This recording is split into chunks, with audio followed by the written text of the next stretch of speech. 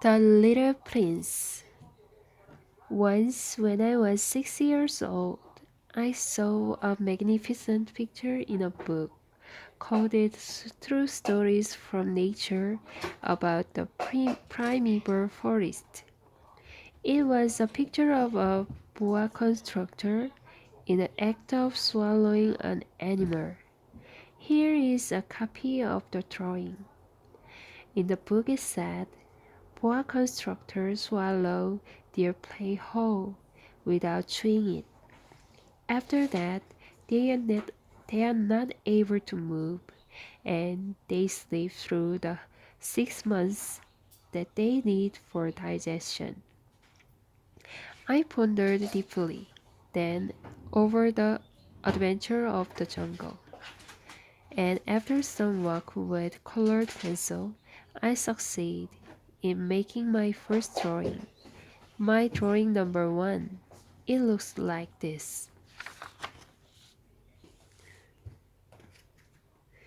I showed my masterpiece to the grown-ups and asked them whether the drawing frightened them. But they answered, frightened?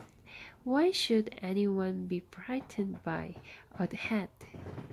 My drawing was not of pictures of a hat. It was a picture of a boa constrictor digesting an elephant. But since the grown-ups were not able to understand it, I made another drawing. I drew the inside of boa constrictor so that the grown-ups could see it clearly. They always need to have things explained. My drawing number two looks like this. The grown-up's response this time was to advise me to lay aside my drawing of boa constrictors, whether from the inside or the outside, and devote myself instead to geography, history, arithmetic, and grammar.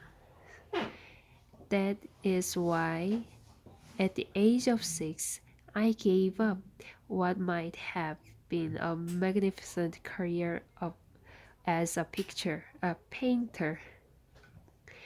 I had been disheartened by the failure of my drawing number one and my drawing number two. Grown-ups never understand anything by themselves, and it is tiresome for children to be always and forever explain things to them. So then I choose another profession and run to pilot airplanes. I have flown a little of all parts of the world, and it is true that geography has been very useful to me. At a glance, I can distinguish China and Arizona. If one gets lost in the night, such knowledge is valuable. In the course of this life, I have had a great many encounters with a great many people who had been concerned with matters of consequence. I have lived a great deal among grown-ups. I have been them intimately close at hand, and uh, that hasn't much improved my opinion of them. Whenever I met one of them who seems to me at all clear-sighted, I tried to experiment of showing him my drawing number one, which I have always kept. I would try to find out, so if this was a person of true understanding. But whoever it was, he or she would always said, "That is a head."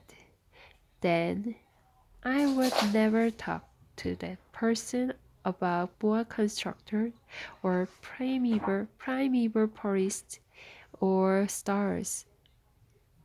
I would bring myself down to his level.